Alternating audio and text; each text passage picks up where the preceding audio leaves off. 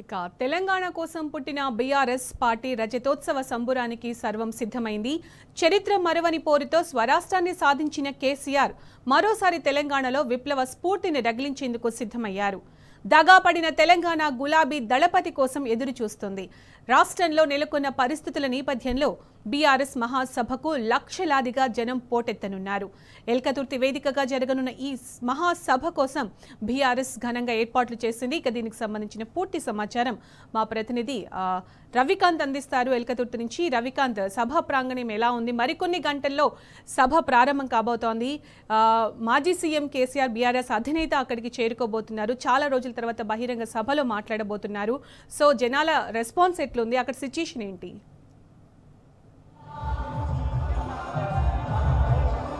Sunitha, ఊరువాడ BRS రజతోత్సవ మహాసభ కోసం ఎల్కతుర్తి వైపు దారి పట్టిన సందర్భం మనకు కనిపిస్తూ ఉంది. అందరూ కూడా ఇటు వైపు వస్తూ ఉన్న నేపథ్యం కూడా మనకు కనిపిస్తూ ఉంది. పెద్ద సంఖ్యలో ఏదైతే ఎల్కతుర్తి సభా ప్రాంగణం వద్దకైతే వస్తున్న సందర్భం, ప్రజానికం అంతా కూడా ఎడ్ల బండ్లలో కూడా వచ్చిన వాళ్ళంతా కాసేపటి క్రితమే ఎల్కతుర్తి దగ్గరికి చేరుకున్న సందర్భం కూడా మనం చూస్తూ ఉన్నాము. మనం చూసినట్టయితే కేసీఆర్ గారు కూర్చున్నటువంటి ఆసీనులైనటువంటి కుర్చీ కూడా చూడవచ్చు. మనం చూసినట్టయితే కేసీఆర్ గారు కూర్చున్నటువంటి కుర్చీతో పాటు కేసీఆర్ గారితో పాటు దాదాపు 400 మంది అతిథులు అయితే ఇక్కడ కూర్చునే అవకాశం మాత్రం మనకు కనిపిస్తూ ఉంది. పూర్తిగా అన్ని ఏర్పాట్లు అయితే పూర్తవుతున్న సందర్భం కూడా మనకు కనిపిస్తూ ఉంది. కొద్ది గంటల్లోనే సభ ప్రారంభం కానుంది. పూర్తిగా మనం చూసినట్టయితే జగదీష్ రెడ్డి గారు కూడా వచ్చిన సందర్భం ఇక్కడ ఏర్పాట్లను పరిశీలిస్తూ ఉన్నారు. మనతో పాటు జగదీష్ రెడ్డి గారిని మాట్లాడించే ప్రయత్నం చేద్దాం. సార్, ఏర్పాట్లు ఎట్లా ఉన్నాయి సార్? కేసీఆర్ గారు 2 గంటలకు రాబోతున్నారు.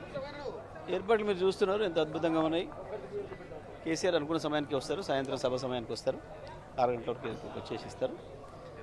బ్రహ్మాండంగా ప్రజలు కూడా కదులుతున్నారు. ఊళ్ళ నుంచి వెళ్ళి అప్పుడే ప్రారంభమైంది రావడం. ఎడ్ల బండ్లు కూడా ప్రాంగణంగా చేరుకుంటూ ఉన్నాయి. సైకిల్ యాత్ర మీద వచ్చిన వాళ్ళు చేరుకుంటున్నారు. పాదయాత్రలతో వచ్చిన వాళ్ళు కూడా చేరుకోవడం ప్రారంభమవుతూ ఉంది. అన్నీ కూడా సజావుగా జరుగుతాయి.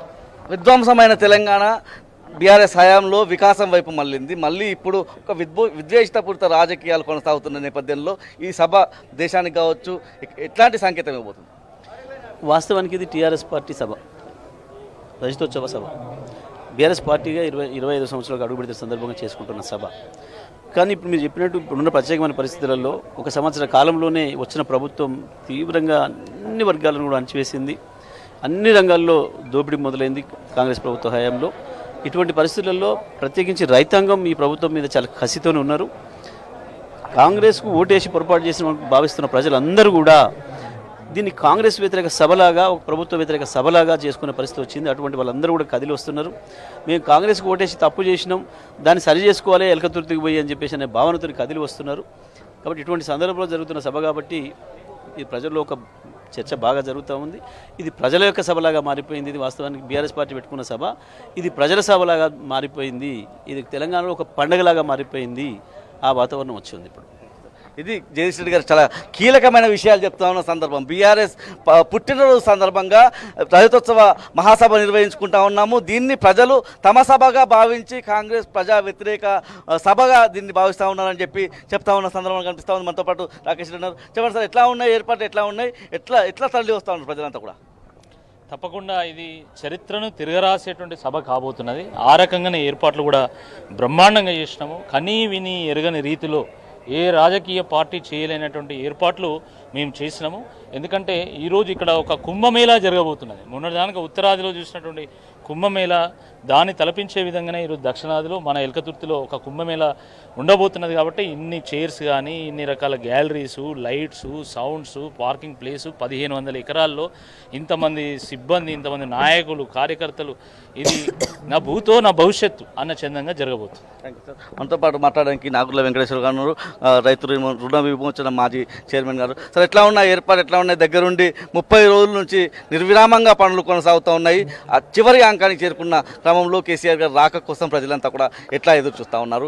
వాళ్ళ అంటే కేసీఆర్ గారి మాటల్లో నుంచి ఏం కోరబోతా ఉన్నారు? అంటే వాళ్ళ ఆసక్తి ఏ విధంగా ఉండబోతుంది కేసీఆర్ గారి మాటల నుంచి?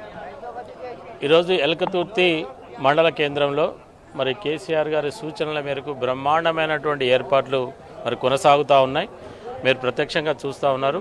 ప్రజలకు ఎలాంటి ఇబ్బందులు లేకుండా మరి బ్రహ్మాండమైనటువంటి ఏర్పాట్లు సభా ప్రాంగణంలో జరుగుతూ ఉన్నాయి. ఈ సభ కని విని ఎరగని రీతిలో ప్రజలు రాబోతూ ఉన్నారు. ప్రజల్లో బ్రహ్మాండమైనటువంటి స్పందన రాబోతూ ఉంది, స్పందన ఉంది. ఈరోజు మరి కేసీఆర్ గారి మరి 1.5 ఇయర్ తర్వాత కాంగ్రెస్ పాలనను ప్రజలు చూసిన తర్వాత మొట్టమొదటిసారిగా ప్రజల్ని ఉద్దేశించి పెద్దలు కేసీఆర్ గారు మాట్లాడబోతూ ఉన్నారు. అందరూ కూడా ప్రజలందరూ, కార్యకర్తలు, నాయకులు అందరూ కూడా ఆసక్తిగా ఎదురు చూస్తూ ఉన్నారు. వారి యొక్క సందేశం కోసం, వారు ఇచ్చిన సందేశాన్ని ప్రజల్లోకి మళ్ళీ తీసుకుపోవడానికి, ప్రజల్ని పెద్ద ఎత్తున మరి మోటివేట్ చేయడానికి కార్యకర్తలు కూడా రెడీగా ఉన్నారు. తప్పకుండా ఈ సభ మరి ఒక ప్రభంజనంలాగా జనం రాబోతూ ఉన్నారు. మరి కేసీఆర్ గారిని చూడడానికి మరి సభా ప్రాంగణంలో అన్ని ఏర్పాట్లు, ఒక 23 LED లైట్లతో పాటు 23 స్క్రీన్స్ కూడా అన్ని కూడా ఏర్పాటు చేశాం. తప్పకుండా మరి సభ సక్సెస్ అవుతుందని ఈ సందర్భంగా తెలియజేస్తాం. ఇది మొత్తంగా ఒక ప్రభంజనంలా ఈ సభ ఉండబోతుంది, చరిత్రను తిరగరాసే విధంగా ఈ సభ ఉండబోతుంది అన్నటువంటి మాట అయితే PRS నాయకుల నుంచి వ్యక్తమవుతూ ఉంది. చాలా రోజుల తర్వాత ప్రజలను ఉద్దేశించి కేసీఆర్ గారు మాట్లాడబోతూ ఉన్నారు. కాబట్టి ఇన్ని రోజుల నుంచి ప్రజలు అనుభవించిన ఇబ్బందులు కావచ్చు, ప్రజలు అనుభవించిన బాధల విషయంలోనూ కేసీఆర్ గారు ఏ విధంగా మాట్లాడతారన్నటువంటి అంశాలైతే ప్రజల్లోనూ ఇక్కడ ఉన్నటువంటి నాయకత్వంలో ఒక ఆసక్తి అయితే నెలకొంది. ప్రజలు తండోపతండాలుగా ఎల్కతుర్తి వైపు కదిలి వస్తూ ఉన్న సందర్భం కూడా మనకు కనిపిస్తూ ఉంది. Over to studio Sunitha. Right Ravikanth.